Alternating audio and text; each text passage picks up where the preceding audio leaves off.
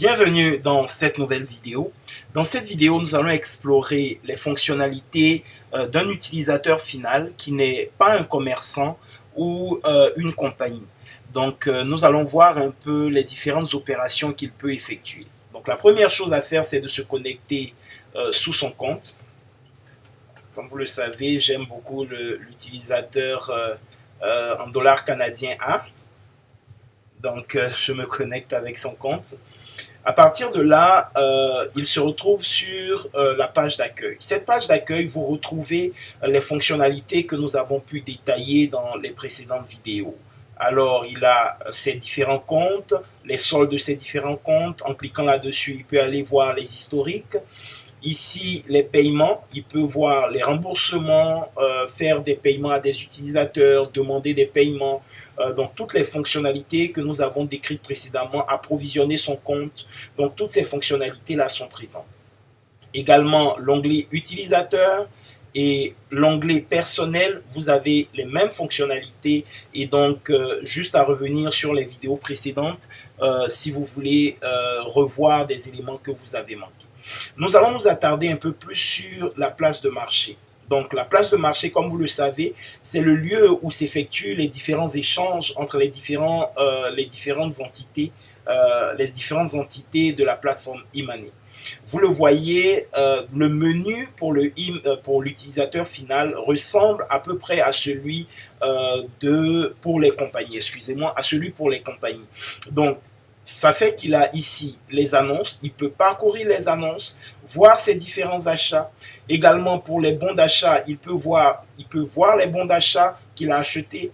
Il peut acheter des bons d'achat. On va commencer par les bons d'achat. Disons que, ok, je veux faire un achat dans une boutique et je veux acheter un code de réduction avec les points que j'ai. Donc vraiment l'opération c'est celle-là, c'est utiliser les points qu'on a gagnés au travers des différentes opérations qu'on a fait dans le système pour obtenir des réductions sur des achats à venir.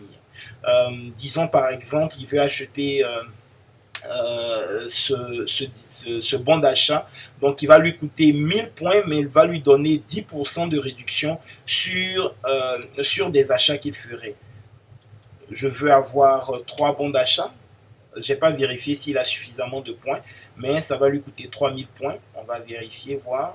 Êtes-vous sûr de vouloir acheter 3 bons d'achat pour 1000 points? Ok. Ah, vous voyez, on me dit, mon solde n'est pas suffisant pour effectuer ce paiement. Donc, j'ai un solde disponible de 1738, donc je ne peux qu'acheter un bon d'achat. Donc, je vais en acheter un. Je vais valider. Et donc là, j'ai mon bon d'achat utilisable sur les prochains achats que je vais faire. Ici, j'ai le code unique que je peux utiliser. Donc, prochain achat que je fais, je peux décider d'utiliser mon bon d'achat de 10% pour avoir une réduction.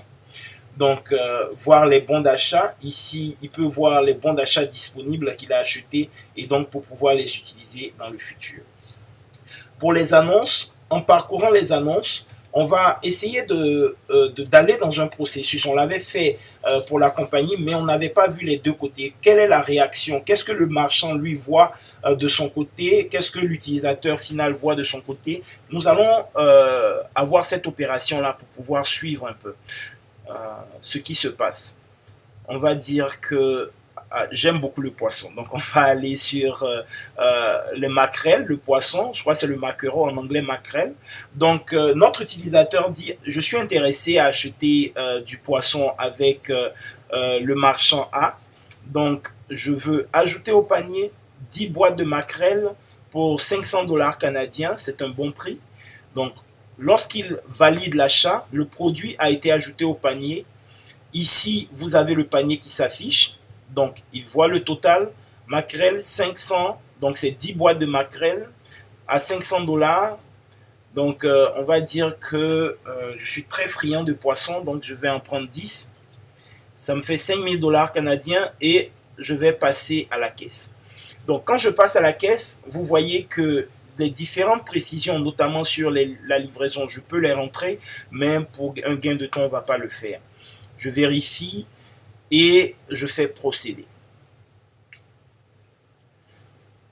vous l'avez remarqué, il n'y a pas de mode de livraison, le marchand n'a pas ajouté de mode de livraison. Donc, lorsqu'il n'y a pas de mode de livraison ajouté, l'opération va être un peu plus longue parce que le marchand va réceptionner la commande, il va évaluer les frais de livraison, mettre un prix de livraison, renvoyer à l'acheteur pour valider afin de conclure l'opération. Donc, étant donné qu'il n'y a pas de mode de livraison disponible, j'attends, je suis prêt à confirmer ma commande et je sais que je vais attendre maintenant le prix final de ma commande. Ça ne sera pas le prix final 5000 dollars canadiens, mais le prix final va être donné lorsque le marchand va ajouter les frais de livraison. Je confirme et vous voyez en attente de l'approbation du vendeur.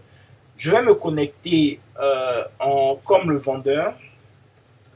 De mémoire, je crois que c'était ce vendeur, Merken A. On va vérifier, je ne suis pas très sûr. Donc, le vendeur, lui, quant à lui, le marchand, lui, quand il vient sur la place de marché, il va se connecter et il vient dans sa boutique en ligne, il va voir mes ventes. Et là, effectivement, c'était bien celui-là. Il voit qu'il y a une vente en attente. Donc, lorsqu'il clique là-dessus, il voit que c'est l'utilisateur A qui a commandé 10 boîtes, 10 boîtes de 10, donc 100 paquets de maquerelles, et le mode de livraison n'a pas été confirmé. Je vais dire le mode de livraison en tant que je mets ça gratuit, donc 0. Délai de livraison 30 jours, et je fais accepter.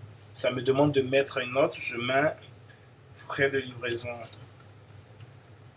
gratuit, si achat effectué dans les 7 jours. Et je confirme. Là, vous le voyez en attente de l'approbation de l'acheteur. Donc l'acheteur, maintenant, on va se reconnecter avec le compte de l'acheteur. Donc, c'est mon utilisateur favori, celui-là, user A. Pareillement, lui, il vient ici dans place de marché et il va venir sur mes achats et il voit ici en attente de l'acheteur. Et il voit que l'acheteur a mis les frais de livraison qui sont gratuits, le commentaire, frais de livraison gratuits sur achat effectué dans les 7 jours. Ça me convient, j'accepte et je dis merci pour la gratuité. Et je confirme. Et voilà, donc c'est fait. Vous voyez tout de suite que l'opération est réalisée. Si je viens sur mes achats, vous voyez l'état de l'opération réalisée. Du côté du marchand, lui également, lorsqu'il vient sur sa place de marché, qu'il voit mes ventes, il voit que cette opération a été finalisée et donc validée, donc il peut expédier les produits. Je vais me reconnecter avec mon utilisateur A. Et donc là, ça conclut pour ce qui est des achats. Pour personnel, comme vous le savez, c'est ici qu'il y a la possibilité de pouvoir modifier, rajouter des informations sur le téléphone, surveiller les notifications et également tout cela, les mots de passe, QR code, NFC card. Dans les précédentes vidéos, nous avons pu les explorer un peu plus en profondeur. Donc, merci pour votre attention. Cela conclut tout ce qui a lieu de l'interface web. Pour ce qui est du e-money platform, nous allons voir les autres canaux qui sont l'application mobile, l'application que nous avons nous-mêmes développée et d'autres éléments. Donc, je vous retrouve dans quelques minutes pour la suite des vidéos pour la plateforme e-money. Merci de votre attention.